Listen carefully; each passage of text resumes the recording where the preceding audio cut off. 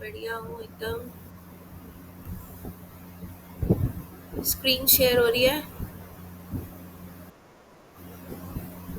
चलो।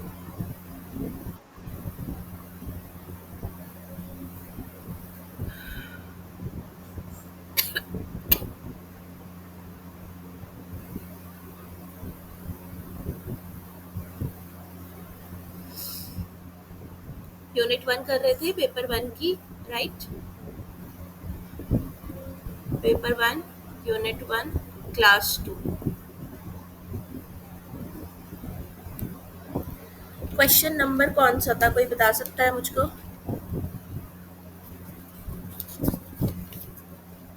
कौन सा क्वेश्चन नंबर है?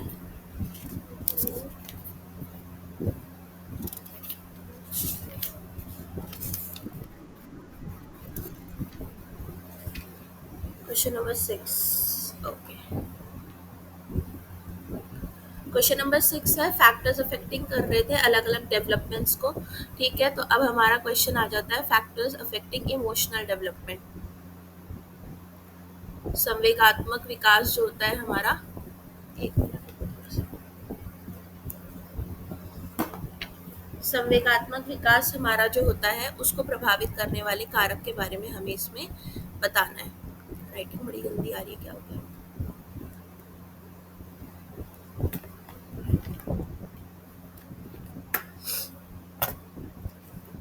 ठीक है। तो अब इमोशनल डेवलपमेंट के बारे में जब आप बताना शुरू करोगे तो सबसे पहले आप बताओ कि इमोशंस होते क्या हैं।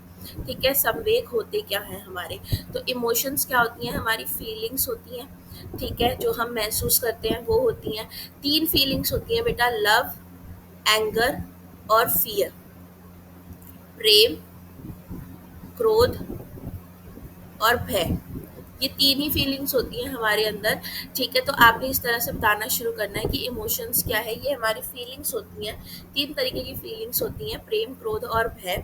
और ये तीनों जो हैं ये आपस में एक दूसरे के साथ इंटर रिलेटेड है। मतलब कि आपने एग्जाम्पल कैसे देना है कि जैसे जिससे हम प्यार करते हैं उसी पे क्रोध आता है और उसी को खोने से डर लगता है। या जिसके ऊपर गुस्सा आता है उसी से हम प्रेम करते हैं और उसी को खोने से डर लगता है।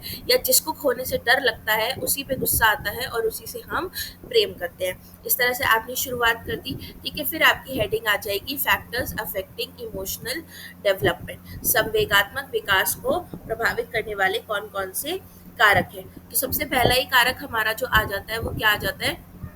वो आ जाता है स्कूल, एनवायरमेंट।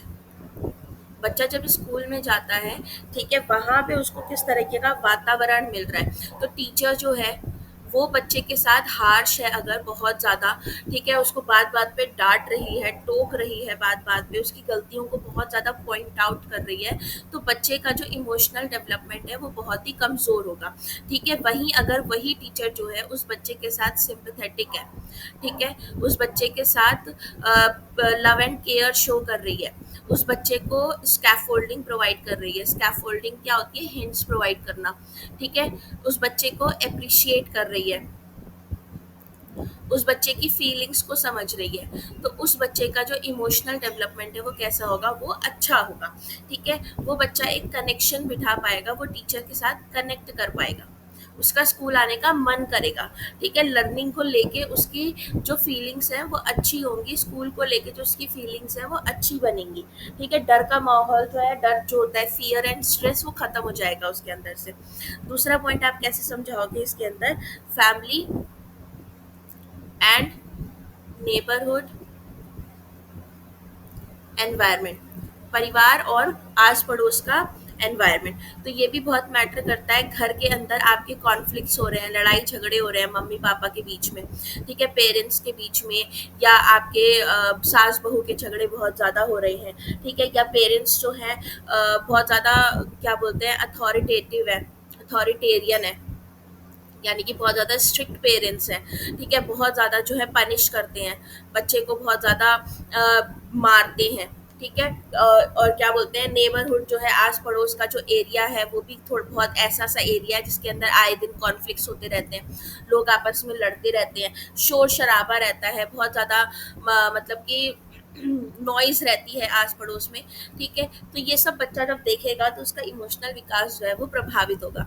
लेकिन इसी का ऑपोजिट कैसे बताओगे? जो भी कोई ऐसे मतलब पॉइंट्स लिखोगे ना, उसमें एक चीज़ नेगेटिव लिखना, जैसे यहाँ पे एक चीज़ नेगेटिव लिखी, फिर एक चीज़ पॉजिटिव भी डाल देना उसी में।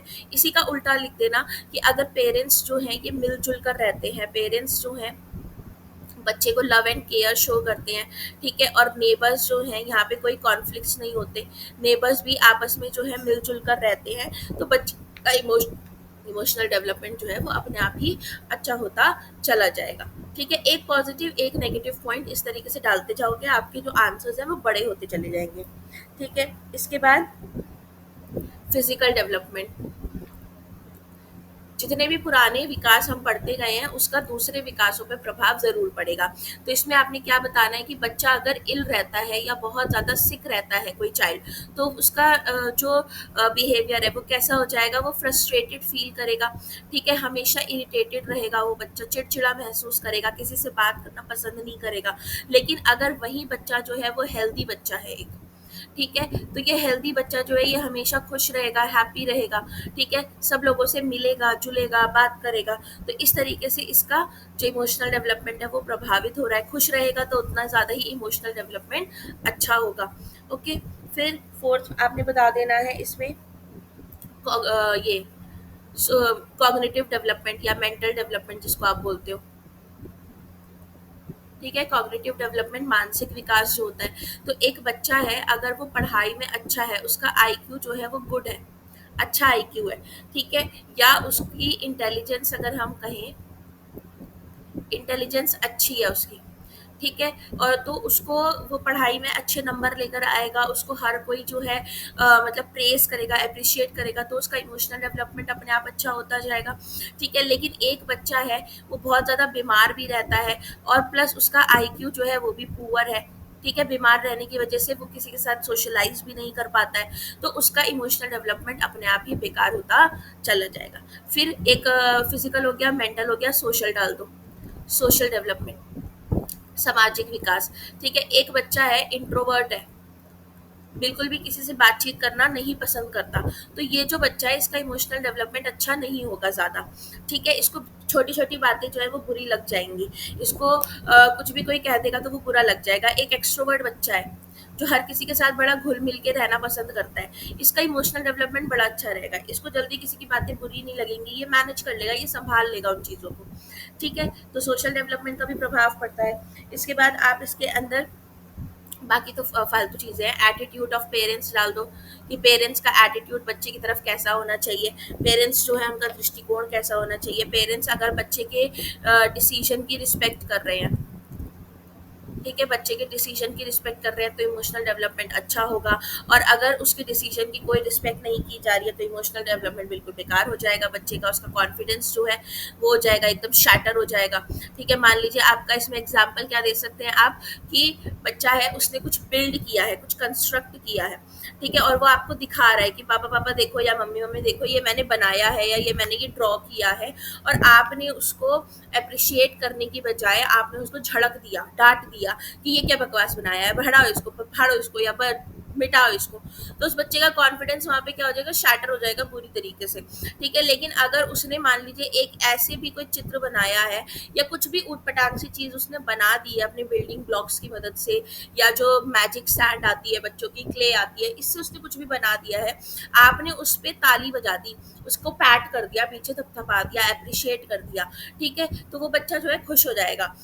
ओके, जैसे एक आपने एक मैंने एक वीडियो देखी थी इंस्टाग्राम पे, एक बच्चा था बहुत छोटा सा बेबी था, वो बिल्कुल इन्फेंट जो होता है आपका, चलना वलना सीखा होगा उसने, 11-12 महीने का था, तो वो अपने ब्लॉक्स को इस तरीके से एक के ऊपर एक स्टैक कर रहा था, और इसके ऊपर बहुत ऊंचा करने के बाद उसने एकदम ऐसा कुछ स्टैक रखा जो कि अगर हम रखते तो हमारे लिए इम्पॉसिबल होता वो चीज़, लेकिन उस बच्चे को किसी ने टोका नहीं, उस बच्चे को किसी ने बताया ही नहीं कि नहीं ये नहीं होगा नहीं होगा, तो उसमें कॉन्फिडेंट था, ठीक है, उसने उस चीज़ को स्टैक कर दिया। तो बच्चों को, हम बच्चों का जो कॉन्फिडेंस है वो हम ही लोग तोड़ते हैं, ठीक है, हम ही लोग जब उसको बोलते हैं ना नहीं ये नहीं करना, नहीं वो नहीं करना, नहीं ऐसे नहीं करना, तो वहाँ उसका कॉन्फिडेंस ब्रेक होता है। आप उसको छोड़ दो एक बार, ठीक है, वो ऐसी ऐसी चीज़ें दिखाएगा आपको करके कि आपको यकीन नहीं होगा इसने कैसे किया, ठीक है, तो एक ये आ गई। इसके बाद फैटीग, थकावट। अगर बच्चा हमेशा बहुत ज़्यादा थकावट में रहता है, बहुत ज़्यादा थकान उसको रहती है, ठीक है, एक्सरसाइज वगैरह नहीं करता बिल्कुल भी, मतलब नो एक्सरसाइज, नो प्ले, कोई भी फिजिकल एक्सरसाइज, फिजिकल वर्क वो नहीं कर रहा है, थक रहा है बहुत ज़्यादा, स्कूल में होमवर्क बहुत ज़्यादा मिल जा रहा है, होमवर्क की वजह से थक जा रहा है, ठीक है, तो वो बच्चे का इमोशनल डेवलपमेंट भी खराब रहेगा, वो हमेशा चिड़चिड़ा रहेगा। ठीक है, तो ये सारे पॉइंट्स आपने इसके अंदर बता दिए। अब आ जाते हैं हमारे दूसरे वाले पे, question number 7, factors affecting social development. ठीक है, सामाजिक विकास हमारा। अब इसके अंदर भी हम पीसीएससी सारे डाल देंगे। ठीक है, तो सबसे पहले तो आप बताओगे सोशल डेवलपमेंट होता क्या है। ठीक है, आपने ये बताना है कि भाई सोशल डेवलपमेंट जो होता है उसका मतलब ये होता है कि समाज की, सोसाइटी ने जो नॉर्म्स बनाए हैं, जो रूल्स बनाए हैं, जो रेगुलेशंस बनाए हैं, ठीक है, उसके हिसाब से खुद को अडेप्ट करना, उस चीज़ में ढल जाना, ठीक है, उनको एक्सेप्ट करना, वो सोशल डेवलपमेंट होता है।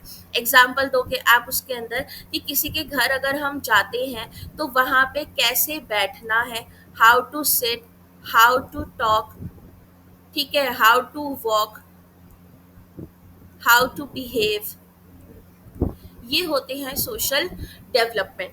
किसी के साथ सोशलाइज करना, लोगों के साथ सोशलाइज करना, ये होते हैं सोशल डेवलपमेंट। जब हम लोगों के साथ सोशलाइज करना शुरू करते हैं, घुलना मिलना शुरू करते हैं, हमारा सामाजिक विकास होना शुरू हो जाता है। ठीक है, इस तरह से आप इंट्रो देना शुरू करोगे, फिर आप हेडिंग डालना फैक्टर्स अफेक्टिंग सोशल डेवलपमेंट, सामाजिक विकास को प्रभावित करने वाले कारक। सबसे पहले ही डाल दो इसमें फिजिकल डेवलपमेंट। ठीक है, शारीरिक विकास। एक बच्चा बहुत ज्यादा बीमार रहता है, सिक रहता है, ये बच्चा घर के बाहर निकल ही नहीं पाएगा।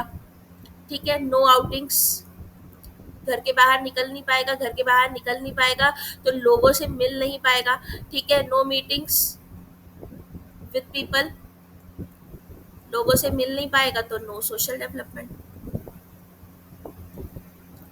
ठीक है, एक बच्चा बीमार रहता है, बहुत ज्यादा सिक है, अब वहीं एक बच्चा हेल्दी है, उल्टा कर दो इसका, तो ये बच्चा घर से बाहर निकल पाएगा।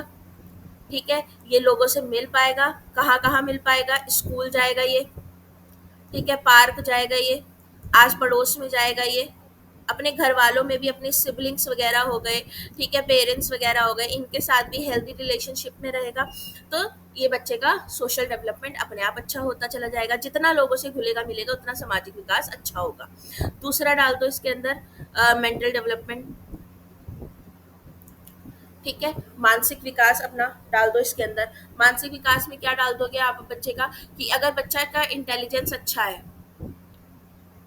ठीक है, समझदार बच्चा है, उसको अपने इमोशंस पे बहुत कंट्रोल है, यहाँ पे एक और डाल देना, इमोशंस को कंट्रोल करना वो जानता है, ठीक है, तो उसका सामाजिक विकास जो है वो अच्छा होता चला जाएगा, वो लोगों से अच्छे से बात करेगा, उसको पता रहेगा कि मुझे किस सिचुएशन में किससे कैसे बात करनी है। फॉर एग्जाम्पल कि किसी के घर पे यहाँ पे बेबी पैदा हुआ है, ठीक है, तो वो बच्चा, अगर ये बच्चा समझदार है तो ये उस हिसाब से रिएक्ट करेगा, उस हिसाब से ये बिहेव करेगा, हैप्पी बिहेव करेगा। ठीक है, और अगर यही यहाँ पे किसी के घर पे डेथ हो गई है, ठीक है, तो ये बच्चा जो है उस हिसाब से बिहेव करेगा, थोड़ा शोक मनाएगा, मॉर्निंग वगैरह करेगा।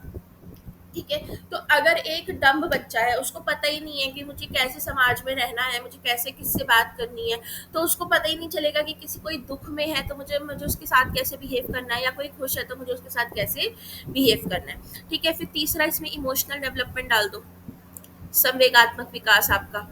इमोशनल डेवलपमेंट में आप क्या डालोगे, कि अगर एक बच्चे को अपने इमोशंस पे पूरा कंट्रोल है, ठीक है, उसको अपना क्या बोलते हैं, एंगर, एंगर के ऊपर कंट्रोल है, ठीक है, टॉलरेंस है उसके अंदर, तो वो बच्चा कोऑपरेटिव होगा, अपने आप ऑटोमेटिकली वो कोऑपरेटिव हो जाएगा, दूसरों के साथ कोऑपरेट करेगा, वो जिसके अंदर टॉलरेंस होगा, ठीक है, उसके अंदर टीम स्पिरिट भी आएगी, दूसरों के साथ मिलके मुझे कैसे काम करना है, उसके अंदर डिसिप्लिन भी आएगा कि मुझे किसके साथ कैसे बैठ के बातें करनी है। जब ये सारी चीजें आएंगी तो अपने आप उसका सोशल डेवलपमेंट अच्छा हो जाएगा। सही, ठीक है। इसके बाद हमारा बाकी के पॉइंट्स लिख दो। देखो सब में सेम ही पॉइंट्स हैं, बस आपको उनको वो करना है, थोड़ा सा घुमा देना है। सारे चारों डेवलपमेंट मैंने आपको भी कराए, फिजिकल, मेंटल, इमोशनल और सोशल, सब में सेम ही पॉइंट्स लिख रही हूँ मैं, बस सिचुएशन घुमा दे रही हूँ थोड़ी सी। अब फैमिली आ गई, फैमिली सेम वही पॉइंट्स। पेरेंट्स जो है अगर सिंपैथेटिक है, मतलब बच्चे की तरफ प्यार की भावना रखते हैं तो अच्छा होगा। इमोशनल डेवलपमेंट, सॉरी यहाँ पे इमोशनल लिख देना, ठीक है। Social social social sorry, social development अच्छा होगा, यानी कि अगर पेरेंट्स जो है वो बच्चे के साथ बात करते हैं, ठीक है, बच्चे के साथ खेल रहे हैं, उसको ट्रिप्स पर लेकर जा रहे हैं, घुमाने लेके जा रहे हैं, बच्चे को अपॉर्चुनिटीज दे रहे हैं। कैसी अपॉर्चुनिटीज, बच्चे को कैसी अपॉर्चुनिटीज दे रहे हैं कि भाई उसको मीडिया, बुक्स, ये सभी क्या है, मीडिया, बुक्स हो गया, न्यूज़पेपर हो गया आपका, ठीक है, टीवी हो गया, ये सब भी बेटा सोशलाइजेशन के एजेंट होते हैं, ठीक है। ज़्यादा से ज़्यादा लोगों से मिलने का मौका दे रहे हैं तो वो बच्चे का सोशलाइजेशन अपने आप बढ़ता चला जाएगा, ठीक है। फिर स्कूल आ जाता है। स्कूल में टीचर एंड पीयर्स दोनों आ गए, ठीक है। टीचर जो है वो बच्चों से बातें कर रही हैं, इंटरेक्ट कर रही हैं, बच्चों का सोशलाइजेशन अच्छा होगा। पीयर्स में दो तरीके के सोशलाइजेशन हो जाते हैं, एक पॉजिटिव एक नेगेटिव। अगर बच्चे अच्छे हैं, साथी अच्छे हैं, तो बच्चे का सोशल डेवलपमेंट भी अच्छा होगा। और अगर साथी बेकार है, ऐसे गाली गलौज देने वाले हैं या गुंडागर्दी करने वाले डेलिंक्विट चिल्ड्रंस हैं, ठीक है, तो उस बच्चे का सोशल डेवलपमेंट भी खराब हो जाएगा। तो ये भी डिपेंड करता है पीयर्स के ऊपर। इसके बाद फिर आपका कम्युनिटी, कौन सा पॉइंट हो जाएगा ये, सिक्स्थ। हमारा जो समुदाय होता है, कम्युनिटी क्या है बेटा, कम्युनिटी को हमेशा एरिया से रिलेट करना, ठीक है, किसी जाति से रिलेट नहीं करना है हमें। जब भी हम जेबीटी सीटेट कुछ भी करते हैं उसमें कम्युनिटी को हमेशा एरिया से रिलेट करते हैं, जाति से रिलेट नहीं करते, ठीक है। तो समुदाय हो गया, समुदाय का काम क्या है, समुदाय का काम होता है पार्क्स बनाना, ठीक है, म्यूजियम्स बनाना आपका। और क्या बनाता है समुदाय आपका, मॉन्यूमेंट्स को रिजर्व रखना, प्रिजर्व करके रखना, ठीक है। ये सारा काम किसका होता है, कम्युनिटी का होता है। उस एरिया के अंदर जो भी पार्क्स आ रहे हैं, जो भी म्यूजियम्स बन रहे हैं, ठीक है, वो सारी चीज़ों का ख्याल कौन रखेगा, हमारी कम्युनिटी रखती है, ठीक है। आपके जू ले लो, इसमें चिल्ड्रन पार्क ले लो, कुछ भी डाल देना, ठीक है, ये सारी चीज़ें। तो अगर एक कम्युनिटी अच्छी है, इन सब चीज़ों का ख्याल रख रही है, इन सब चीज़ों की देखभाल कर रही है, ठीक है, तो बच्चे का सोशल डेवलपमेंट अच्छा होगा। बच्चा यहाँ पे जाएगा, अलग अलग चीज़ों के बारे में जानकारी हासिल करेगा। सोशलाइजेशन का मतलब, इस चीज़ को समझ लो, सोशलाइजेशन का मतलब होता है जब आप किसी और चीज़ के बारे में या किसी और इंसान के बारे में, किसी और देश के बारे में, इंसान, ठीक है, देश या कोई भी चीज़, इसके बारे में जब जानकारी हासिल करते हो, वो सोशलाइजेशन होता है, ठीक है। तो चाहे आप बुक पढ़ रहे हैं, आप न्यूज़पेपर पढ़ रहे हो, आप रील स्क्रॉल कर रहे हो, आप यूट्यूब देख रहे हो, ठीक है, आप फ़ोन पे किसी से बात कर रहे हो, आप अपने घर में एक छोटे से इन्फेंट से, बच्चे से भी तुतला के बात कर रहे हो, वो सब सोशलाइजेशन के अंदर आता है, ओके। फिर इसके अंदर आप डाल दो रिलीजन, रिलीजन डाल दो, धर्म, ठीक है। धर्म का इन्फ्लुएंस पड़ता है सामाजिक विकास के ऊपर, ठीक है। तो बच्चे जो होते हैं, अगर आपका मंदिर मस्जिद जा रहे हैं, टेम्पल जा रहे हैं, मस्जिद जा रहे हैं, ठीक है, आपका गुरुद्वारा जाता है बच्चा, तो घर से बाहर निकल रहा है, ठीक है, धर्म के बारे में जानता है, ईश्वर के बारे में वो जानकारी हासिल करता है, कैसे चीज़ें जो हैं, बुक्स के बारे में जानेगा कि भाई रिलीजियस बुक्स जो हैं ये कैसे आई दुनिया में, कैसे पुराने लोग जो थे इन्होंने चीज़ों के साथ डील किया, उसका सामाजिक विकास होगा, ठीक है। फिर इसमें एंटरटेनमेंट डाल दो एक पॉइंट, एंटरटेनमेंट, मीडिया, यानी इसमें आप भर भर के डालो कि आप रील स्क्रॉल कर रहे हो, ठीक है, आप मूवी देख रहे हो, आप न्यूज़ देख रहे हो, ठीक है, या आप कोई बुक पढ़ रहे हो, एंटरटेनमेंट में बुक रीडिंग भी आती है, इन सब में आप दूसरों के बारे में जानकारी हासिल कर रहे हो, ठीक है, तो इन सब में बच्चे का सोशलाइजेशन हो रहा है, ठीक है। क्या करना है, आपके कितने मार्क्स के क्वेश्चन आते हैं, 8 मार्क्स, 5 मार्क्स के, 8 मार्क्स के और 2 मार्क्स के, है ना। तो जो 2 मार्क्स का क्वेश्चन होता है बेटा, इसको आप 2 पेज दो, ठीक है। 5 मार्क्स का जो क्वेश्चन है आपका, नहीं, 2 मार्क्स को एक ही पेज दो, 5 मार्क्स का जो क्वेश्चन है इसको 3 पेज दो, ठीक है, और 8 मार्क्स का जो क्वेश्चन है आपका, इसको आप 4 से 5 पेज दो। तो 8 मार्क्स के क्वेश्चन में अगर आप पॉइंट्स लिख रहे हो, तो या तो 8 पॉइंट्स लिखो बड़े बड़े, या 16 पॉइंट्स लिखो छोटे छोटे। आ गया समझ। 5 मार्क्स का क्वेश्चन है तो इसमें 10 पॉइंट्स लिखो या तो छोटे छोटे, या 5 पॉइंट्स लिखो बड़े बड़े। और 2 मार्क्स का क्वेश्चन है तो इसमें अगर एक पैराग्राफ लिख रहे हो आप, या तो एक पैरा लिख दो बड़ा सा, या 2 पॉइंट्स डाल दो, या 3 पॉइंट्स डाल दो, आपका आंसर बहुत अच्छे से फ्रेम हो जाएगा, ठीक है। अब इसमें और भी बहुत सारे पॉइंट्स दे रखे हैं, जैसे कि माँ बाप की सामाजिक आर्थिक स्थिति, तो इसमें वही बता देना कि पेरेंट्स बहुत अमीर है तो बच्चे को ज़्यादा अपॉर्चुनिटी देंगे, उसको अलग अलग फील्ड में डाल देंगे, वो टेनिस भी सिखा रहे हैं, गिटार भी सिखा रहे हैं, ये भी सिखा रहे हैं, पार्टीज में लेके जा रहे हैं, तो उसका सामाजिक विकास अच्छा हो रहा है। सिबलिंग इन्फ्लुएंस डाल देना कि ज़्यादा भाई बहन होंगे तो बच्चा जो है वो ज़्यादा बातचीत करने के मौके मिलेंगे, तो उसका सामाजिक विकास अच्छा होगा।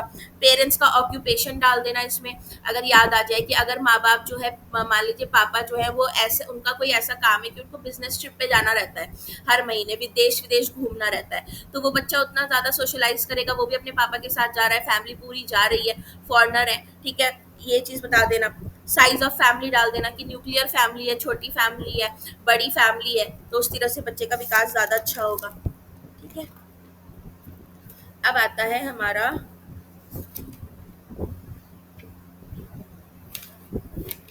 अब्राहम मास्लो की थ्योरी। अभी तक समझ आ गया बेटा जितना पढ़ाया? कोई इशू? इशू है? इशू नहीं है? चलिए, ह्यूमनिस्टिक साइकोलॉजी अब्राहम मैस्लो की थ्योरी है, ठीक है। बहुत ही आसान, बहुत ही सिंपल सी थ्योरी है, इसको मैं आपको समझाती हूँ। एक तो मैंने ना इतने भयंकर नोट्स बनाए हैं, अपने आगे पीछे हो रखी हैं सारी चीज़ें मेरी। अभी तक तो मैं बिना कुछ के पढ़ा रही थी आपको, रटी रटाई हो रखी है मेरे को ये सारी। 1 मिनट दे दो, अभी मिल जाएगा। मैस्लो जी कहाँ हैं आप?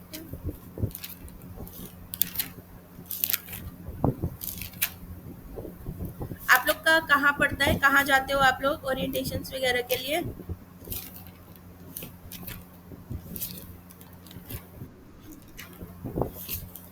कॉलेज कहाँ है आपका?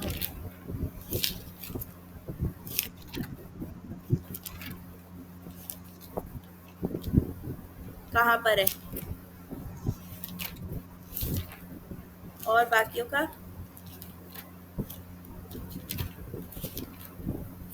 बाकियों का कॉलेज नहीं है क्या?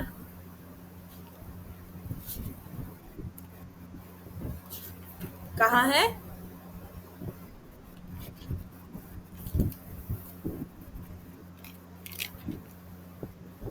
अच्छा, तुम लोग गुड़गांव वाले हो क्या सारे? नहीं नहीं, कॉलेज कॉलेज, आप लोग गुड़गांव के कॉलेज के हो सारे? ओके, चलिए। अब्राहम मैस्लो की थ्योरी, अब देखो अगर आप अपनी किताब से पढ़ोगे ना, तो इसमें बहुत फालतू चीजें दे रखी हैं, मैं आपको बहुत सिंपल से मैं समझा देती हूँ मैस्लो की थ्योरी क्या है। मैस्लो भैया जो थे हमारे, इन्होंने, इनकी जो थ्योरी थी उसकी थ्योरी का नाम था हेरारकी थ्योरी, ठीक है। अम, क्या नाम है भैया उसका?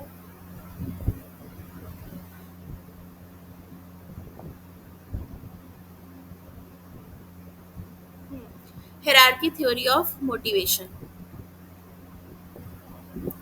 और इन्होंने कहा था कि नीड इज द मोटिवेशन। अब ये समझो, मैस्लो जी जो थे, ठीक है, इन्होंने क्या बोला कि जब हमें किसी चीज़ की ज़रूरत पड़ती है तो हम उस काम को करने के लिए मोटिवेट होते हैं। ठीक है, सिंपल सी बात कही इन्होंने कि जब हमें किसी चीज़ की ज़रूरत पड़ती है तब हम उस काम को करने के लिए मोटिवेट होते हैं। इसके लिए इन्होंने एक हायरार्की दी। हायरार्की क्या होता है? सीढ़ी। ठीक है, लैडर जो होता है हमारा, इस तरीके से एक सीढ़ी दी इन्होंने, 5 उसकी, 1 2 3 4 5 6 हो गए, 5 कदमों की, 5 स्टेप्स की एक हायरार्की दी। हायरार्की को हिंदी में क्या बोलते हैं यार?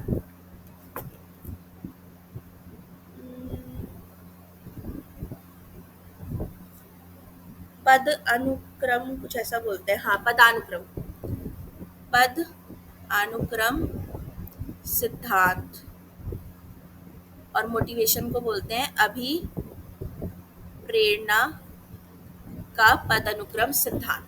तो आप ऐसे ही शुरू करना, ह्यूमनिस्टिक साइकोलॉजी अगर लिखा हुआ आता है या अब्राहम मैस्लो लिखा हुआ आता है, ठीक है, तो आपने इसी तरीके से शुरुआत करनी है कि ये जो थ्योरी है ये अब्राहम मैस्लो द्वारा दी गई है।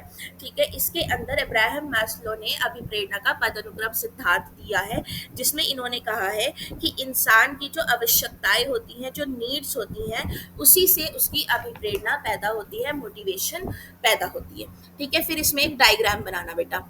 कौन सा डायग्राम बनाओगे? ये वाला डायग्राम बनाना। अ,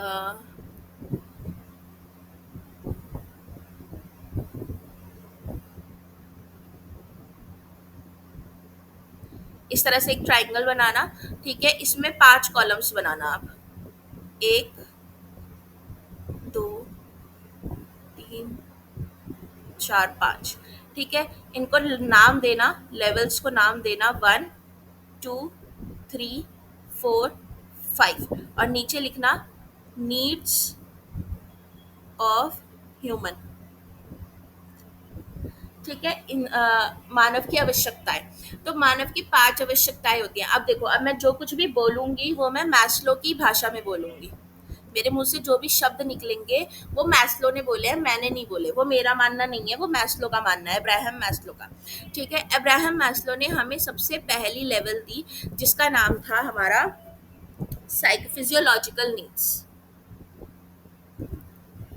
फिजियोलॉजिकल नीड्स। फिजियोलॉजिकल नीड्स क्या होती हैं बेटा? हमारी शारीरिक आवश्यकताएं, जो बेसिक नीड्स जिनको हम बोलते हैं, बेसिक नीड्स या आपकी शारीरिक आवश्यकताएं।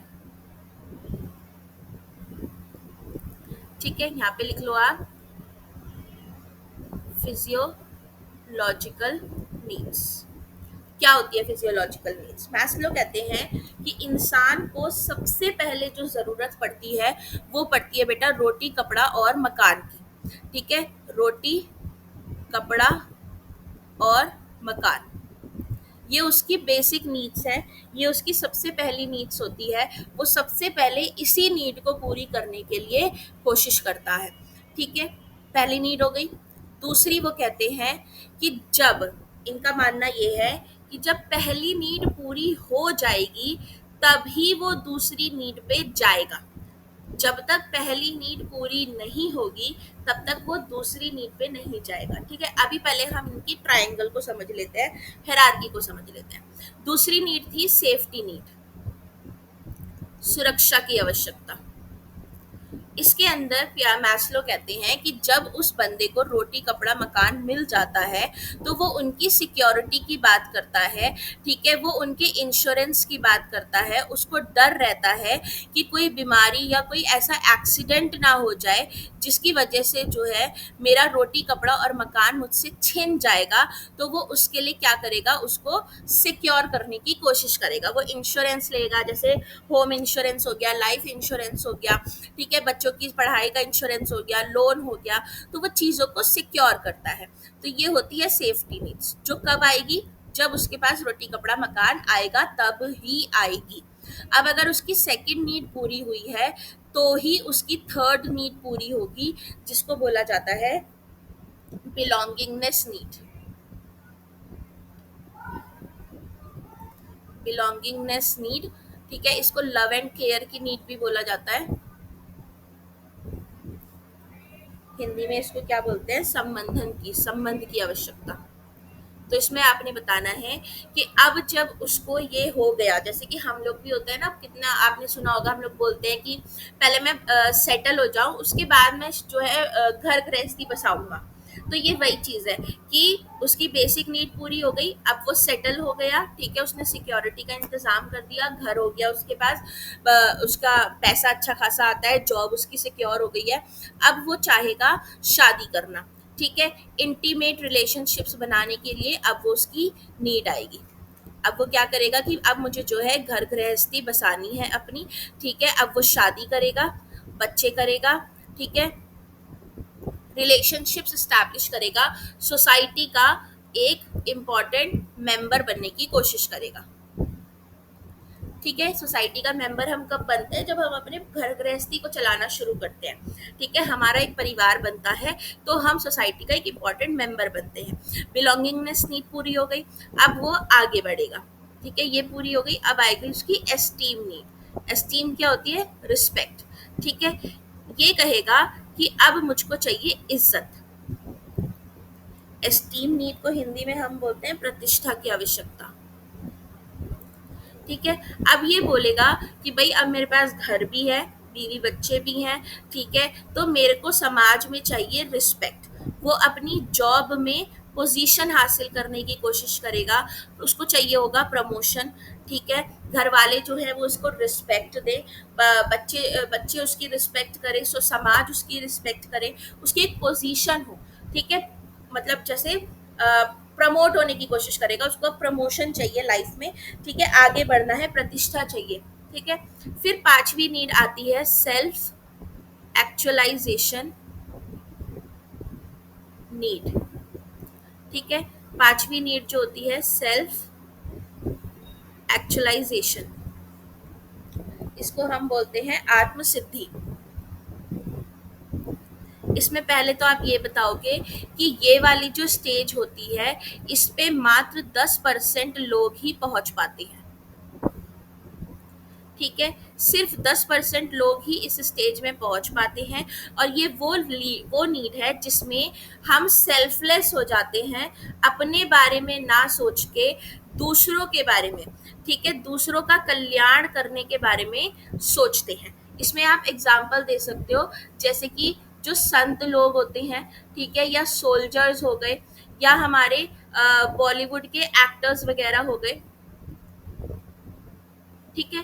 तो इसमें पहले एग्जाम्पल आप क्या देना, संत और सोल्जर मत देना, बॉलीवुड एक्टर्स देना। तो इसमें आप समझाना, कैसे समझाओगे कि एक बॉलीवुड एक्टर है, ठीक है, तो उसने सबसे पहले अपनी बेसिक नीड्स पूरी करी, फिर उसको सिक्योर किया, फिर उसने शादी ब्याह किया, फिर उसने और पोजीशन हासिल करी, ठीक है, अब उसके पास बहुत पैसा है, अब वो संतुष्ट है, अपनी लाइफ से सेटिस्फाई हो गया है कि मेरी जो सारी ज़रूरतें थी वो पूरी हो चुकी हैं, तो अब वो दूसरों के बारे में सोचेगा, ठीक है, दूसरों के बारे में कुछ करेगा, दूसरों के बारे में सोचेगा, क्या करेगा, वो चैरिटीज देगा, डोनेशन देगा। तो जैसे बॉलीवुड एक्टर्स चैरिटी देते हैं, बहुत बड़ी बड़ी डोनेशंस देते हैं, या जिसके पास बहुत ज़्यादा पैसा आ जाता है, जिसकी लाइफ एकदम सेटल हो जाती है, वेल स्टैब्लिश हो जाती है, तो वो लोग अब चैरिटी देने लगते हैं, दूसरों के बारे में सोचने लग जाते हैं, ठीक है। अब ये तो मास्लो की जुबानी थी पूरी की पूरी, 10% लोग ऐसा, और इस स्टेज पे सिर्फ 10% लोग ही पहुंच पाते हैं। इतनी बात समझ आ गई सबको, ठीक है। तो ये जो चीज आपने, ये पूरी स्टेज आपने समझाई, ठीक है, इसके बाद आपने इसको लिखना है, आगे आपको क्या लिखना है, according to Maslow. According to Maslow आपने क्या लिखना है कि जब बंदे की पहली स्टेज, पहली नीड पूरी होगी, तभी वो दूसरी नीड पे पहुंचेगा, ठीक है, और जब दूसरी पूरी होगी तभी वो तीसरी पे पहुंचेगा, और ऐसे करते करते वो पांचवी तक पहुंच पाएगा। पहला पॉइंट आपने ये डालना है, दूसरा क्या डालोगे कि पांचवी वाली जो नीड है, इस पे सिर्फ 10% लोग ही पहुंच पाते हैं, ठीक है। इस तरह से आपने मैस्लो के हिसाब से बताना है। मैस्लो जो कहते हैं कि ये एक सीढ़ी की तरह चढ़ेगा, ठीक है, ये जो नीड्स हैं, ये जो ज़रूरतें हैं, इंसान एक सीढ़ी की तरह पूरी करता है। आप 2 सीढ़ियाँ टाँप नहीं सकते। अगर ये सीढ़ी इस तरीके से बना दूँ मैं, ठीक है, ये पहली नीड है, ये दूसरी नीड है, ये तीसरी है, ये चौथी है और ये 5वीं है, तो वो यहाँ से सीधे यहाँ नहीं आ सकता। ये लिखना है मैस्लो के हिसाब से। वो सीधे पहली से तीसरी नीड पे नहीं जा सकता मैस्लो के हिसाब से। ठीक है, अब इसके अंदर आप लिमिटेशंस बताना है इसकी कि लिमिटेशंस क्या है। लिमिटेशंस, इसकी सबसे बड़ी लिमिटेशन इसकी यही है कि बंदा जो है वो पहली नीड से सीधे तीसरी नीड पे जा सकता है। ठीक है, जैसे कि मान लीजिए एक बंदे की बेसिक नीड्स पूरी हो गई, वेल स्टैब्लिश नहीं है वो, लेकिन रोटी कपड़ा मकान उसके पास है, तो वो बंदा सीधे लव एंड केयर पे जा सकता है, वो शादी बियाह कर सकता है। या दूसरा पॉइंट आप इसमें ये देना कि जैसे हमारे सोल्जर्स होते हैं, जो हमारे संत लोग होते हैं, ठीक है, इनकी ना तो कोई पहली नीड पूरी होती है, ना दूसरी, ना तीसरी, ना चौथी, इसमें से कोई सी भी फुलफिल नहीं होती। ठीक है, ये सीधे कौन सी पे पहुंच जाते हैं, 5वीं लेवल पे। ये दूसरों की सुरक्षा के लिए, दूसरों के कल्याण के लिए सेल्फलेस वर्क करते हैं, अपनी जान दे देते हैं। ठीक है, सरहद पे खड़े हो जाते हैं। संत लोग जो हैं वो दूसरों के कल्याण के लिए अपना जीवन जो है वो कर देते हैं, समर्पित कर देते हैं। ठीक है, संत लोगों के पास रोटी कपड़ा मकान भी नहीं है, सोल्जर्स के पास रोटी कपड़ा मकान हो सकता है, हो सकता है कि वो शादीशुदा हो, लेकिन ज़रूरी नहीं है कि उसके पास बहुत ज़्यादा पैसा हो, ज़रूरी नहीं है कि वो बहुत ज़्यादा हाई पोस्ट पे हो। ठीक है, तो वो सीधे फिर भी वो सेल्फ एक्चुअलाइजेशन पे पहुंचा हुआ है, वो दूसरों के लिए जी रहा है। ठीक है, दूसरा लिमिटेशन आपने ये बता देना है इसमें, पहला आपने ये बता देना है। ठीक है, तो ये इसकी लिमिटेशंस हो गई मैस्लो की, इस तरह से आपने बता दिया। ये आपकी ह्यूमनिस्टिक साइकोलॉजी खत्म हो गई। ठीक है, ये इसके आलोचनाएं भी हैं कि लोगों ने इस बात पे आलोचना की थी कि जरूरी नहीं है कि पहली होगी तभी दूसरी चाहिए होगी। एक और एग्जांपल आप दे सकते हो, जैसे कि कुछ लोग जो होते हैं वो सीधे चौथी पे होते हैं, जेब में आना नहीं लेकिन इज्जत चाहिए पूरी। तो एक एग्जाम्पल आप ये दे सकते हो, ठीक है, कि कुछ लोग जो होते हैं जेब में उनके एक आना नहीं होता, लेकिन इज्जत उनको समाज में पूरी चाहिए, एकदम धौस से रहना पसंद करते हैं वो। ठीक है, तो इस तरह से उदाहरण देके आप आलोचना करनी है आपने इसकी। आगे समझ मैस्लो की थ्योरी।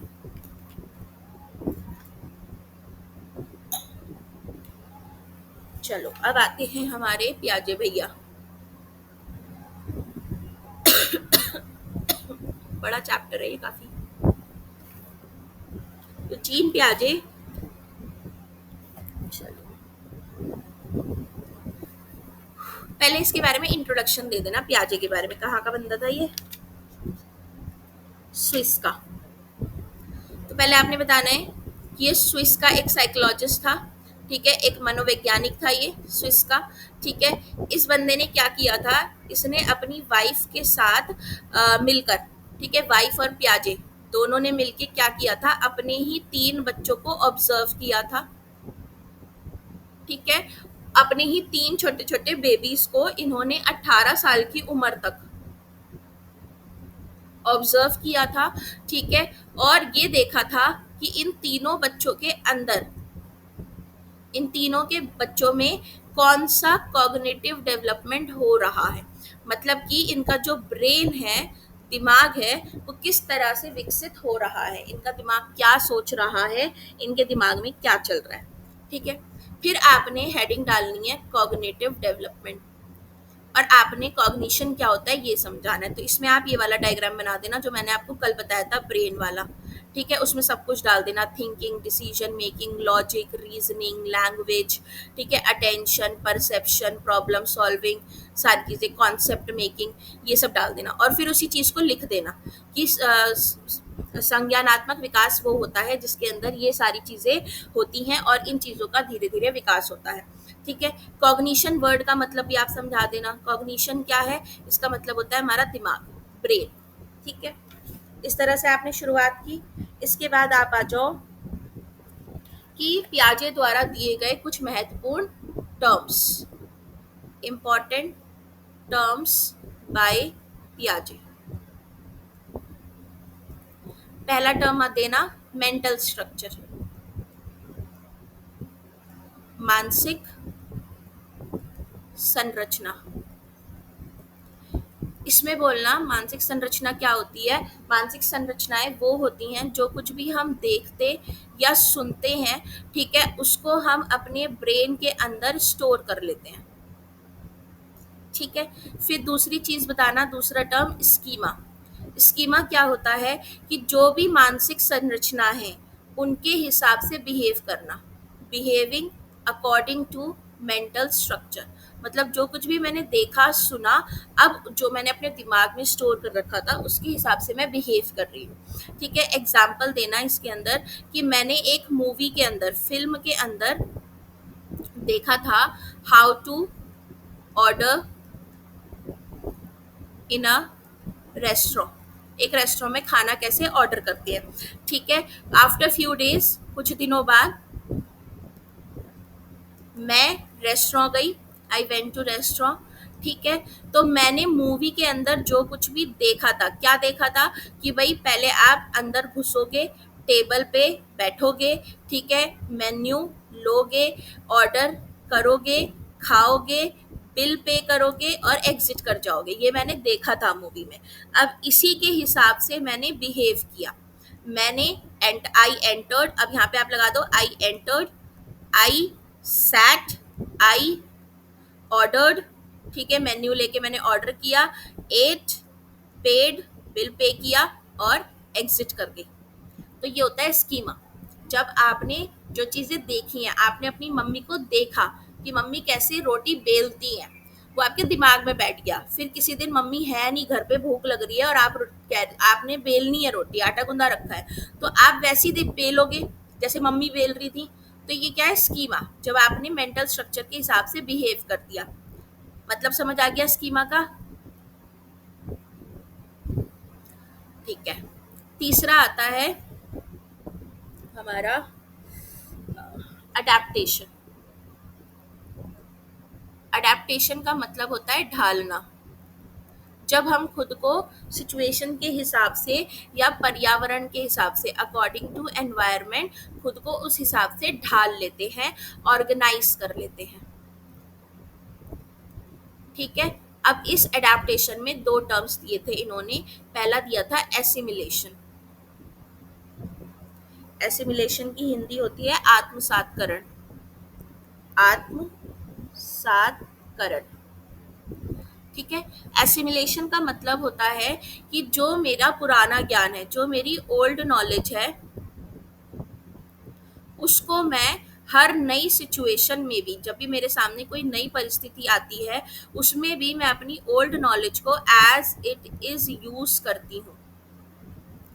ठीक है। जैसे कि फॉर एग्जाम्पल, इसमें आप एक एग्जाम्पल क्या दे सकते हो, मान लीजिए कि आपके घर पे सिर्फ दाल चावल खाई जाती है।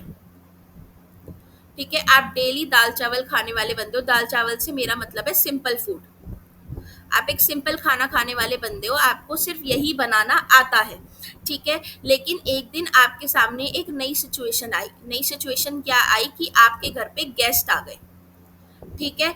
आपने इन गेस्ट के सामने भी वो सिंपल खाना ही रख दिया, दाल चावल।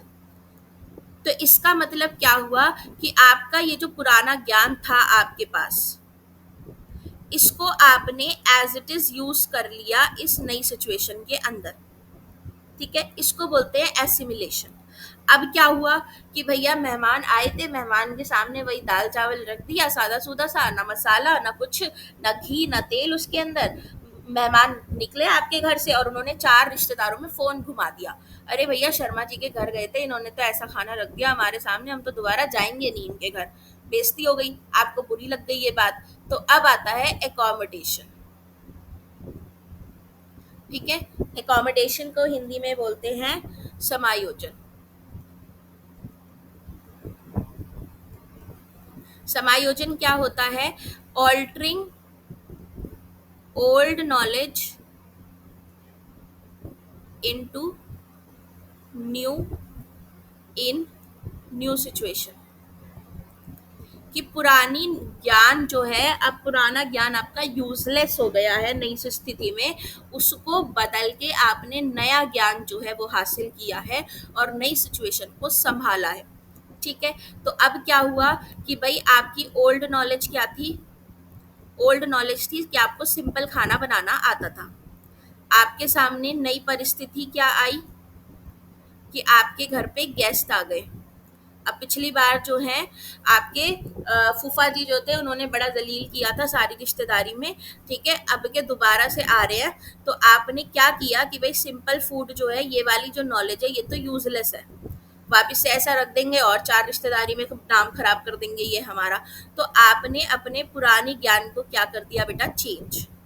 आपने न्यू नॉलेज बनाई, आपने यूट्यूब उठाया, ठीक है। नई नॉलेज क्या हुई कि आपने यूट्यूब खोला और इस पे देखा कि टेस्टी फूड कैसे बनता है।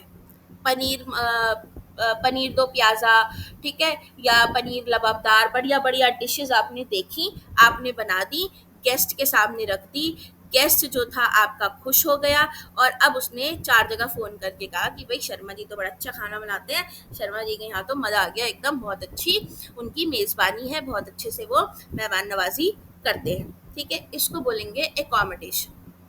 आ गया समझ इतना? अब क्या होता है देखो, अब एसिमिलेशन, एसिमिलेशन और एकोमोडेशन के बीच में कुछ चीजें हुई। क्या चीजें हुई? थोड़ा सा पास लिख दिया।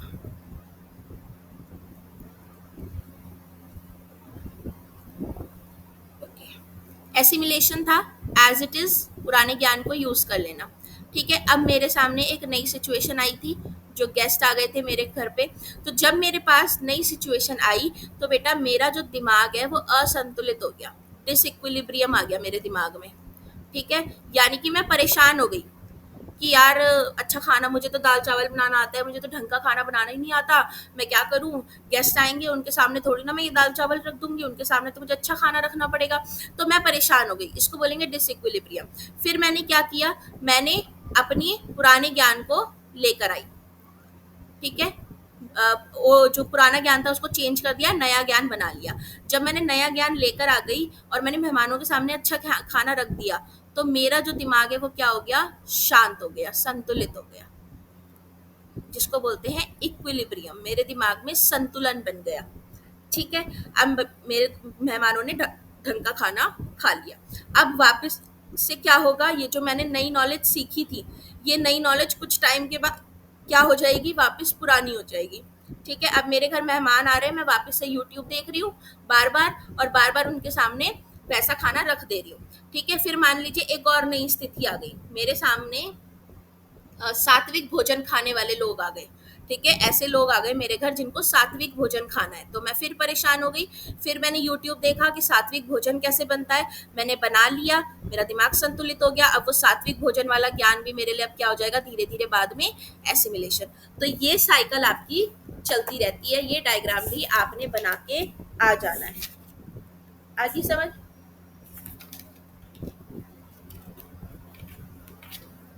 आ गया?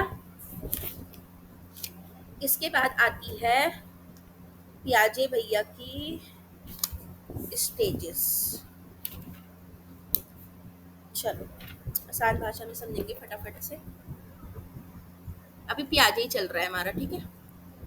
Stages of cognitive development.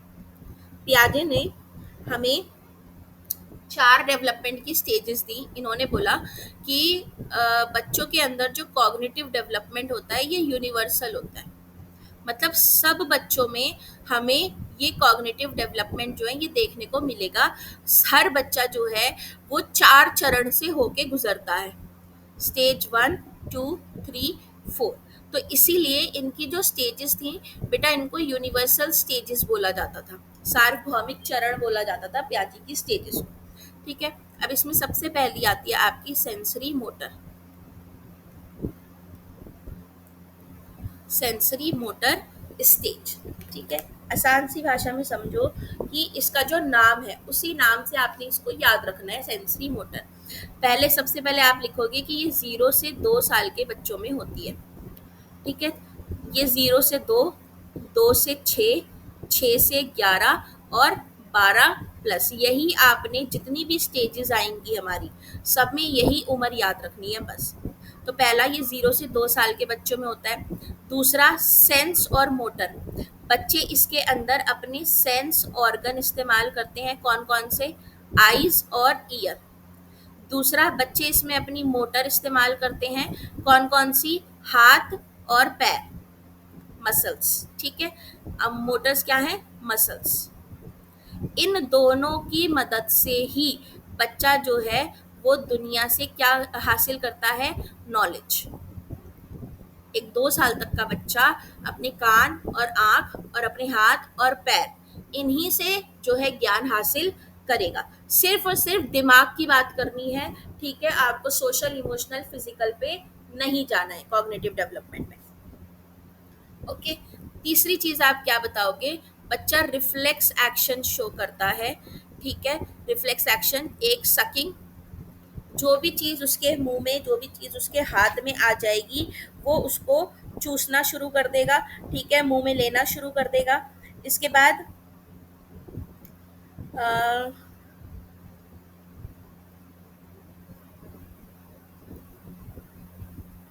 ये इतना डिटेल में मत जाना, इसकी सब स्टेजेस पे मत जाना, मैं इसको बता देती हूँ आपको क्या क्या इसमें डालना है आपने।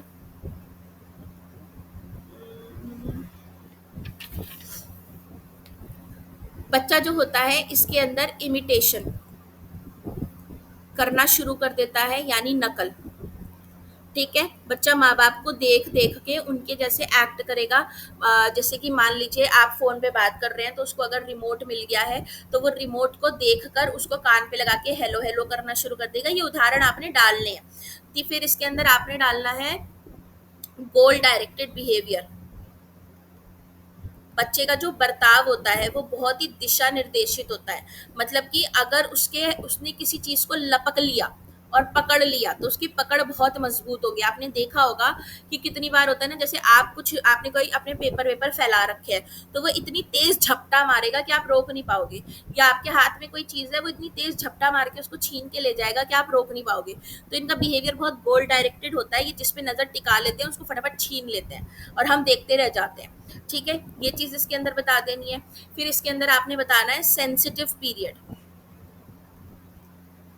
कि ये जो काल होता है ये खतरे का काल होता है।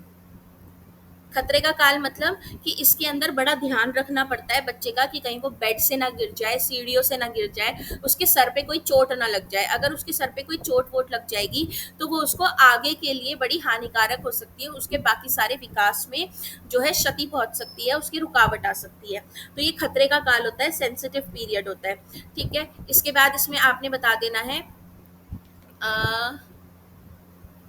Language development starts. इसके अंदर भाषा का जो विकास है वो धीरे धीरे शुरू हो जाता है। एग्जाम्पल क्या दोगे, कि बच्चा वॉवल्स बोलना शुरू कर देता है सबसे पहले, ठीक है। उसके बाद वो कॉन्सोनेंट्स रिपीट करना शुरू कर देता है और वन वर्ड बोलना शुरू कर देता है।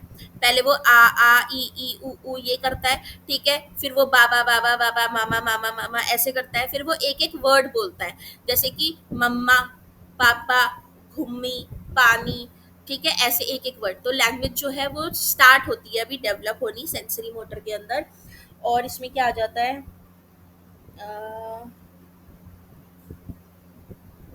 सेंसरी मोटर में और क्या बता सकते हो आप, इतना काफी है, ठीक है। आराम से भर जाएगा पेज इसमें जब इसको एग्जाम्पल दे दे के समझाओगे। फिर आ जाओ दूसरी स्टेज पे। दूसरी आती है प्री ऑपरेशनल स्टेज, ठीक है। प्री ऑपरेशनल होती है पूर्व संक्रियात्मक। प्री ऑपरेशनल स्टेज को कैसे समझाना शुरू करोगे, कि ये वाली जो स्टेज होती है ये 2 से 6 साल की होती है, सबसे पहले ये बता देना है, ठीक है। दूसरी चीज इसके अंदर आपने क्या बताना है कि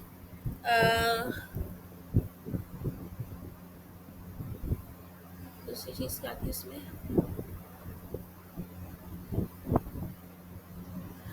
लैंग्वेज डेवलपमेंट इज फास्टेस्ट। इसके लिए आप ये लाइन लिखना, सेंसिटिव टू लैंग्वेज डेवलपमेंट। मतलब भाषा विकास के लिए खतरे का काल होता है ये।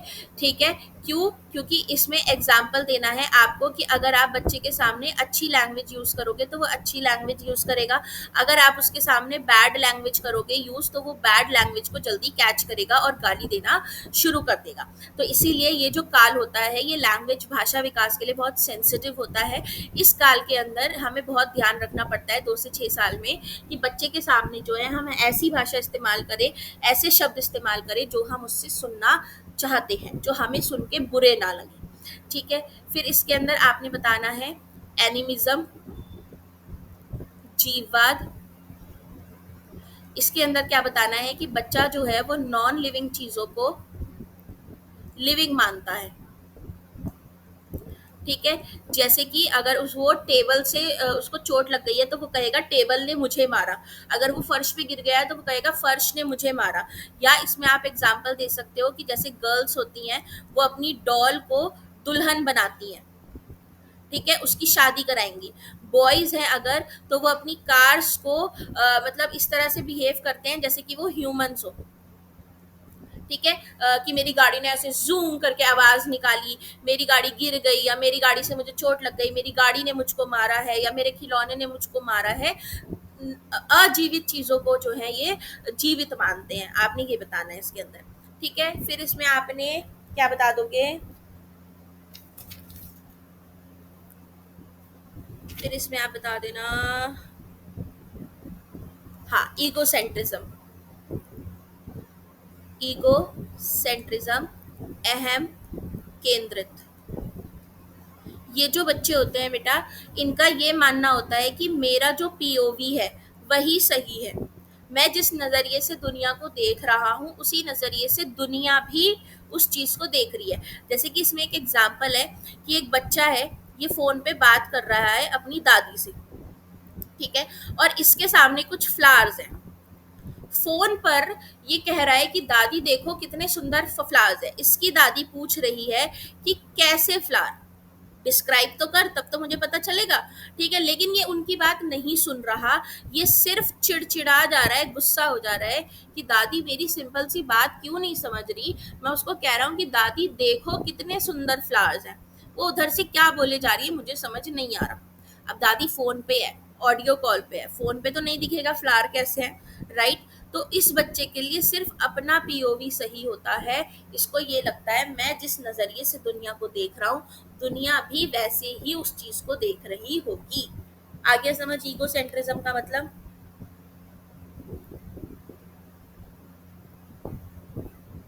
आ गया?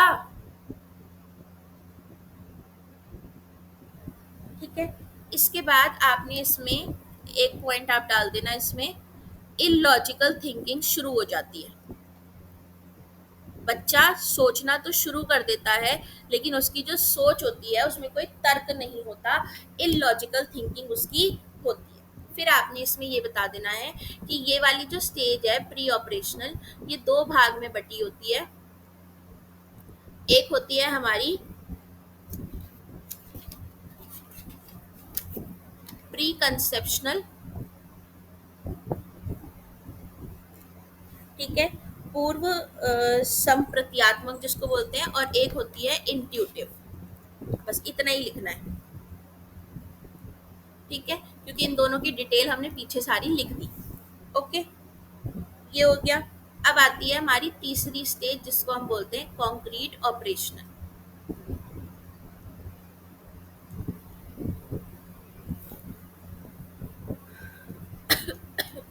मूर्त संक्रियात्मक।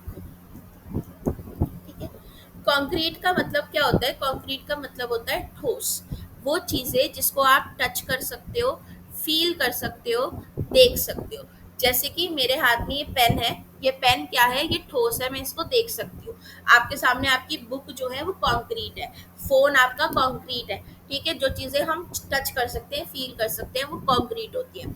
तो इसमें आपने बताना है कि ये जो होती है ये 6 से 11 साल तक के लिए होती है। अब 6 से 11 साल में आप नोटिस करो कौन सी क्लासेस आती हैं। इसमें आती है 1 टू 5th क्लास आ जाती है। 1 टू 5th क्लास में आपने नोटिस किया होगा कि बच्चों को चीज़ें दिखा दिखा के पढ़ाया जाता है, राइट। उनको कोई चीज़ पढ़ाई जा रही है तो वो चीज़ का मॉडल लाएगी टीचर क्लास के अंदर, या फोटो लेकर आएगी, ठीक है, या उसको वीडियो के रूप में दिखाएगी, तो ठोस करके उस चीज़ को पढ़ाया जाता है। तो ये 6 से 11 साल की होती है। इसमें बच्चे की लॉजिकल थिंकिंग जो है बेटा वो शुरू हो जाती है, लेकिन फॉर ओनली कॉन्क्रीट ऑब्जेक्ट्स, सिर्फ उन्हीं चीज़ों के बारे में जिनको वो छू सकता है, उन्हीं चीज़ों के बारे में वो लॉजिकली सोचता है, ठीक है। फिर इसमें आपने बताना है कि इसके अंदर बच्चे में CCSR ये डेवलप हो जाता है। CCSR क्या होता है, इन चारों को समझ लेते हैं। CCSR, सी होता है सबसे पहला बेटा आपका कंजर्वेशन, यानी संरक्षण, ठीक है। संरक्षण का मतलब होता है कि अगर मैंने बच्चे को एक इसमें पानी दिया और एक इसमें पानी दिया, ठीक है, इसमें भी 2 लीटर पानी है और इसमें भी 2 लीटर पानी है, और मैं बच्चे से पूछ रही हूँ कि बताओ किसके अंदर ज़्यादा पानी है, तो वो जो बच्चा है वो कहेगा कि दोनों के अंदर बराबर पानी है। बच्चे के अंदर संरक्षण या कंजर्वेशन आ गया है। ये जो कंजर्वेशन था ये प्री ऑपरेशनल तक नहीं आया था। जो सेकंड स्टेज थी पियाजे की, ठीक है, उसके अंदर ये नहीं था। अगर आप सेकंड स्टेज में बच्चे से पूछते तो सेकंड स्टेज के अंदर बच्चा कहता कि इसमें 2 लीटर है, इसमें 2 लीटर है, तो बच्चा कहता है इसमें ज्यादा है। अगर प्री ऑपरेशनल में होता तो वो कहता है इसमें ज्यादा है, लेकिन अब वो कहेगा दोनों में बराबर है, ठीक है। फिर दूसरा सी होता है क्लासिफिकेशन। कौन है क्लासिफिकेशन, ठीक है, यानी वर्गीकरण। अब ये जो बच्चा है बेटा, अगर ये प्री ऑपरेशनल में होता तो ये क्लासिफाई नहीं कर पाता। कैसा क्लासिफिकेशन, जैसे कि मान लीजिए मैंने उसके सामने बहुत सारे शेप्स रख दिए, ठीक है, मैं उसको बोलूंगी कि इनको क्लासिफाई कर दे, तो वो इनको क्लासिफाई कर देगा। ट्राइंगल्स को अलग कर देगा, सर्कल को अलग कर देगा, स्क्वायर को अलग कर देगा, ठीक है, ये वर्गीकरण होता है। इसके बाद seriation, S for seriation. Seriation क्या होता है, क्रम अनुसार, ठीक है। क्रम अनुसार का मतलब है कि अब जो बच्चा है ये बेटा असेंडिंग और डिसेंडिंग ऑर्डर में चीज़ों को लगाना सीख जाएगा। प्री ऑपरेशनल में ये चीज़ उसको नहीं आती थी, ठीक है। अब आप उसको बोलोगे कि बड़े से छोटा लगा किसी चीज़ को, वो लगा देगा, या छोटे से बड़ा लगा किसी चीज़ को, वो लगा देगा, ठीक है। फिर आता है रिवर्सिबिलिटी। रिवर्सिबिलिटी को हिंदी में क्या बोलते हैं, रिवर्सिबिलिटी क्या होता है,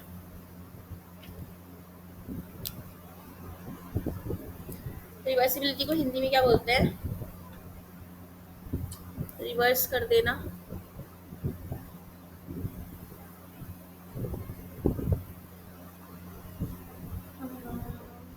प्रतिवर्तिती कुछ ऐसा कुछ बोलते हैं।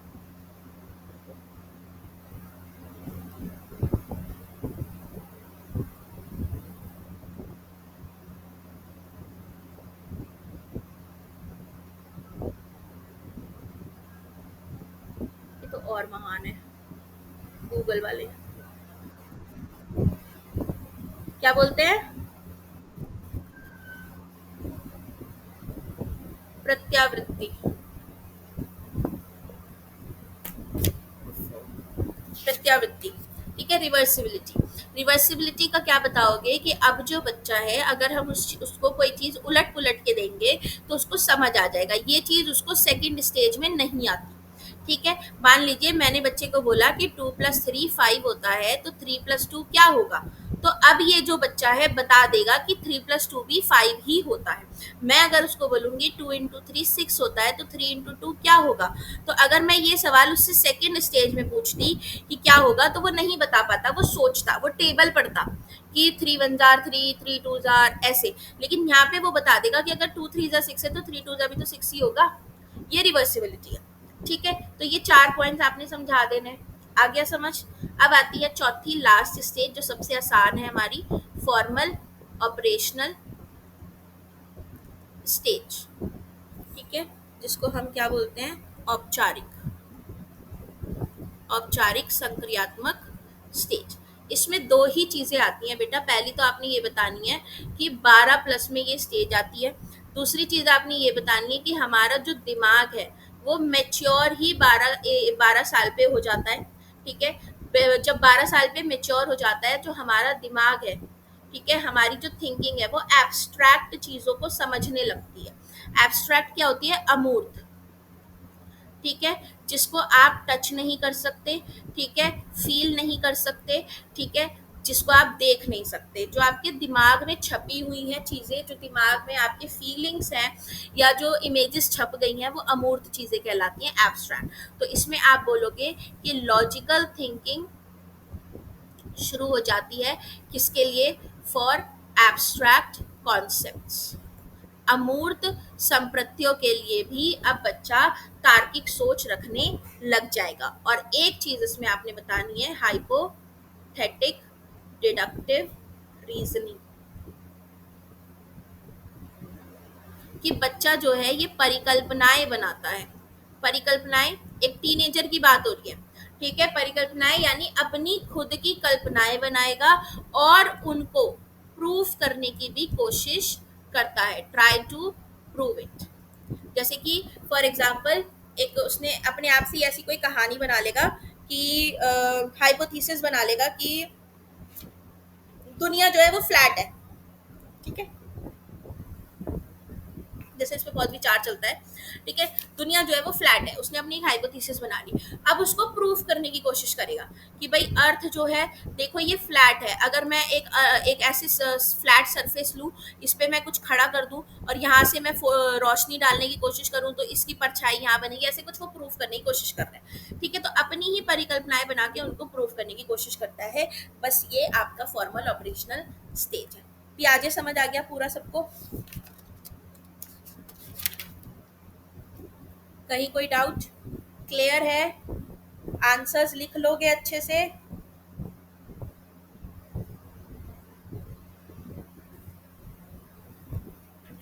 मेरी क्लास के बाद भी एक क्लास होती है क्या आप लोगों की? कौन सी?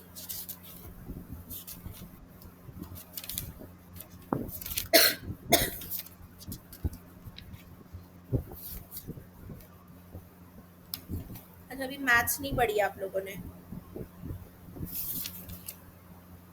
इसकी बुक मेरे पास भी नहीं है, हिंदी वाली, इंग्लिश वाली तो है। चलो इसके बाद आ जाओ ब्रूनर्स पे। ओ, ब्रूनर भैया आ गए। ब्रूनर का पूरा नाम क्या था? जो जेरोम ब्रूनर। चलो, क्वेश्चन नंबर 11। अब ये तो यूनिट बहुत बढ़िया आगे भी है इसके, कोई बात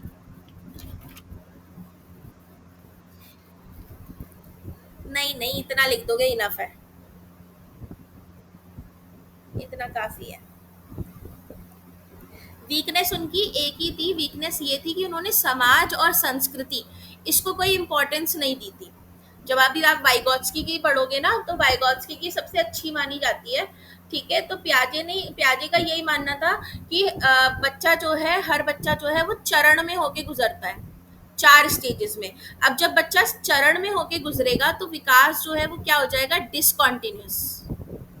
लेकिन हम क्या कहते हैं? हम कहते हैं कि विकास जो है वो कॉन्टिन्यूस है, निरंतर चलने वाली प्रक्रिया है।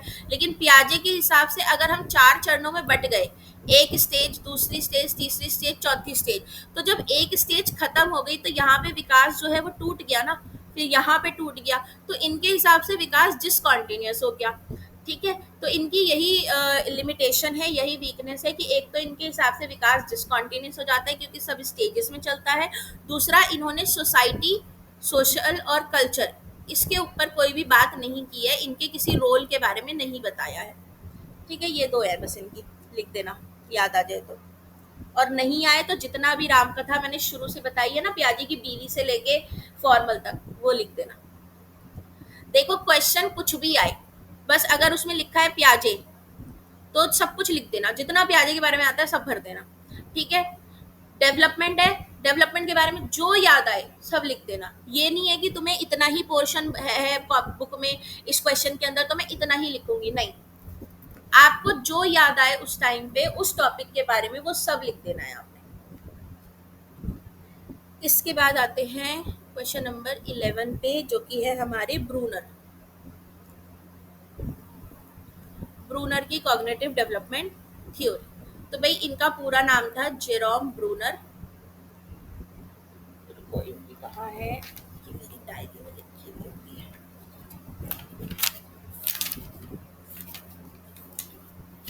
Jerome Jerome Jerome Bruner. इनकी जो थ्योरी है ये भी प्याजे जैसी है। ठीक है, मतलब इन्होंने जो 3 स्टेजेस दी हैं वो प्याजे की स्टेजेस से ही मैच खाती हैं। बस इनके में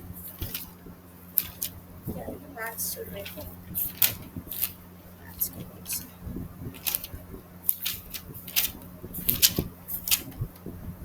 Yes। बस ये लास्ट टॉपिक कराऊंगी ब्रूनर का आज।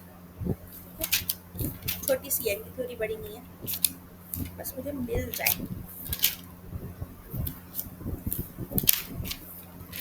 मुझे खुद यकीन नहीं होता कि ये सब मैंने लिखा है, बताओ कितना लिखा है मैंने अपने जेबीटी के टाइम पे। ब्रूनर ब्रूनर ये रहा, मिल गया ब्रूनर। पेज फट गया यार तेरा ब्रूनर का।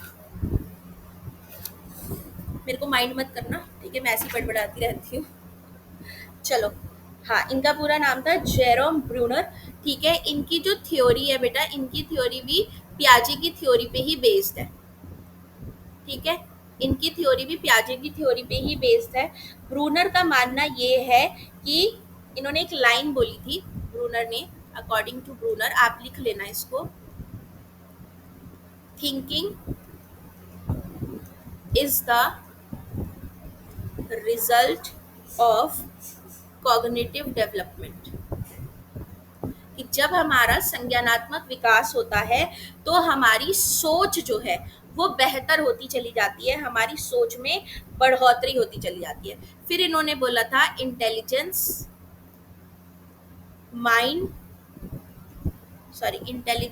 Mind develops due to experience.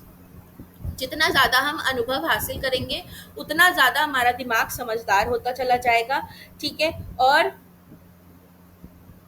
फिर इन्होंने ये बोला था, एक चीज इन्होंने ये बोली थी कि ब्रूनर के हिसाब से लर्निंग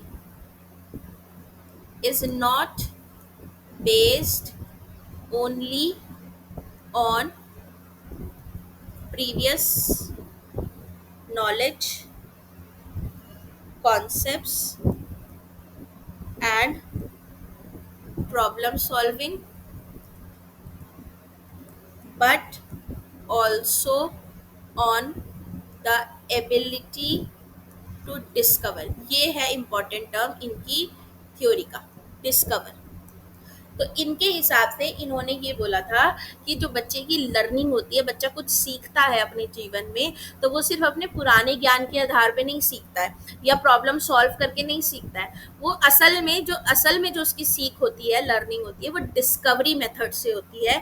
वो जितना ज़्यादा खोजेगा, खोजबीन करेगा, डिस्कवर करेगा, उतना ज़्यादा वो उसकी लर्निंग होगी। ठीक है, ऐसा इन्होंने जेरोम ब्रूनर ने बोला था। तो इन्होंने कहा कि बच्चा जो है, टीचर जो है, वो बच्चे को पकी पकाई खीर ना दे।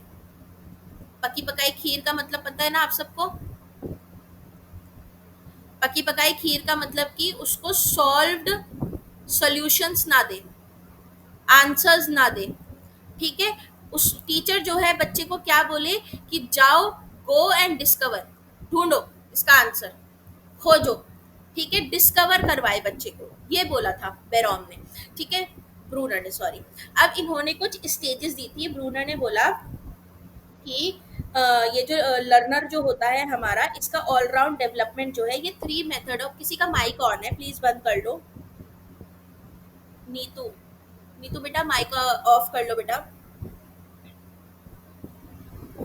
ब्रूनर ने बोला कि बच्चे का जो ऑलराउंड डेवलपमेंट होता है बेटा, ये 3 मोड ऑफ रिप्रेजेंटेशन से होके गुजरता है। रिप्रेजेंटेशन, 3 मोड ऑफ रिप्रेजेंटेशन से होगा बच्चे का ऑलराउंड डेवलपमेंट। इसमें पहला मोड आ जाता है बेटा इसका इनएक्टिव रिप्रेजेंटेशन।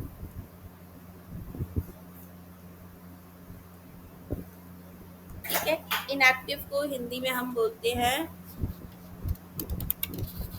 सक्रियता, सक्रियता विधि। ठीक है, इनएक्टिव रिप्रेजेंटेशन जो है इसमें आपने एज लिख देनी है 0 से 1 ईयर। ओके, ये क्या इसके इसमें आप क्या बताओगे कि इसमें बच्चा जो होता है इनएक्टिव, एक छोटा सा बच्चा है, 0 से 2 डाल देना, कोई दिक्कत नहीं है। ठीक है, इनएक्टिव के अंदर क्या होता है, बच्चा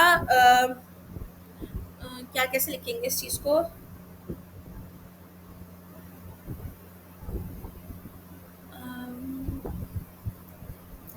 अपने एक्शंस को इसको लिखेंगे express his actions in wordless way, stores actions in memory. और इसमें एक और चीज आएगी, पियाजेस सेंसरी मोटर स्टेज। 3 चीजें बतानी है। एक, बच्चा जो है अपने एक्शन को शब्दहीन तरीके से अभिव्यक्त करता है, मतलब कोई शब्द नहीं होते उसके पास, वो अपने एक्शंस को जो है हाथ पैर चला के जो है अभिव्यक्त करेगा। जो कुछ भी वो देखेगा उन सबको वो अपनी मेमोरी के अंदर स्टोर करना शुरू कर देगा, एनकोडिंग करना शुरू कर देगा। ठीक है, ये जो फेज होता है इसके अंदर कोई इमेजिनेशन नहीं होती, नो प्लेस फॉर इमेजिनेशन। इस फेज में कोई भी इमेजिनेशन नहीं रखता वो बच्चा। ठीक है, बस जो वो चीज़ें देख रहा है उन्हीं चीज़ों को अपनी मेमोरी में स्टोर करता चला जाएगा। पियाजे की ये सेंसरी मोटर स्टेज कहलाती है। ये वाली इनएक्टिव रिप्रेजेंटेशन जो है ये पियाजे की हाफ सेंसरी मोटर लिख दो। शुरुआत की जो सेंसरी मोटर है वो इनएक्टिव रिप्रेजेंटेशन है, जिसमें बच्चा अपने सेंस ऑर्गन से और अपने हाथ पैरों से जो है दुनिया से ज्ञान हासिल करता है। ठीक है, इनएक्टिव समझ आ गई। दूसरी आओ, दूसरी इसमें आती है आइकॉनिक रिप्रेजेंटेशन, जिसको हम बोलते हैं दृश्य प्रतिमा। ठीक है, ये वाली जो है ये आपकी 2 से 6 साल डाल देना, या 1 से 6 साल भी आप इसमें डाल सकते हो। इसके अंदर इंफॉर्मेशन जो होती है वो किस तरह से स्टोर्ड होगी बेटा, विजुअली। ठीक है, visually in the form of images. अब जो बच्चा है जिन चीज़ों को उस देख रहा है, ठीक है, उनको अपने दिमाग में बिठाना शुरू कर देगा। Mental pictures in mind, images का मतलब यहाँ पे क्या है, मेंटल पिक्चर्स इन माइंड। अपने दिमाग में इंफॉर्मेशन को चित्र, इमेजेस की फॉर्म में बिठाएगा। क्योंकि अब एक छोटा बच्चा है 2 से 6 साल का, उसको आप सेब दिखाओगे और बोलोगे ये सेब है, एप्पल है, तो उसके दिमाग में एक छवि बन गई कि सेब जो होता है वो ऐसा होता है। ठीक है, फिर इसमें आपने एक चीज़ ये बता देनी है कि इसमें बच्चे को डायग्राम्स, इलस्ट्रेशंस, ठीक है, इनकी मदद से ज्ञान दिया जाता है, नॉलेज दी जाती है। ये पियाजे की, बता देना आप, पियाजे की sensory plus pre operational stage है। ठीक है, ये लिख देना है आपने इसके अंदर कि ये पियाजे की sensory plus pre operational stage है। बच्चा इसमें विजुअल इमेजेस बनाता है। ठीक है, परसेप्शन के माध्यम से सीखता है, अपने नज़रिए से। जैसे प्री ऑपरेशनल में वो जो उसका पीओवी है, जिस नज़रिए से वो चीज़ों को देख रहा है वही सही मानता है, तो बच्चा इसमें अपने नज़रिए से चीज़ों को देखता है और उससे सीखता है। ठीक है, फिर तीसरी स्टेज इनकी बतानी है आपको, सिंबॉलिक रिप्रेजेंटेशन। सिंबॉलिक रिप्रेजेंटेशन को हिंदी में बोलते हैं सांकेतिक। इसकी उम्र हो जाती है आपकी अबव 7 ईयर्स। ठीक है, तो अबव 7 ईयर्स में इसमें आपने लिख देना है पियाजे की कॉन्क्रीट ऑपरेशनल है ये। वाली स्टेज है। ठीक है, कॉन्क्रीट है तो इसका मतलब बच्चा जो है वो कॉन्क्रीट चीज़ों को लेके समझ बनाने लग जाएगा, सोचना शुरू कर देगा। ठीक है, सिंबॉलिक यानी किसी भी चीज़ का सिंबल, कोई चिन्ह होना चाहिए। ठीक है, सिंबल फॉर्म जो होता है इमेजेस और एक्शंस जो हैं उनको रिलेट कर पाता है, वो एक्शंस और इमेजेस को रिलेट कर पाएगा। ठीक है, कोई भी सिंबल है, जैसे ए है तो ये सिंबल है इसका, आ है ये सिंबल है, ये सेब हो गया। ठीक है, इनके बीच में रिलेशनशिप स्थापित कर पाता है, नॉलेज को सिंबल्स की फॉर्म में स्टोर कर पाता है, इसके अंदर वर्ड सीख जाता है बच्चा, मैथमेटिकल सिंबल्स जो हैं इनको समझने लग जाएगा और दूसरे भी जो चिन्ह होते हैं इनको समझने लग जाएगा। ठीक है, ये बस आपने इसके अंदर बता देना है। और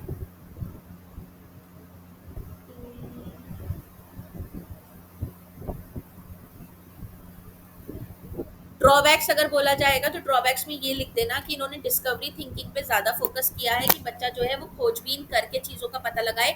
तो खोजबीन करने के लिए हर चीज़ जो है, हर सब्जेक्ट, हर टॉपिक जो है उसको हम डिस्कवरी मेथड से नहीं कर सकते। एवरी सब्जेक्ट जो है कैन नॉट बी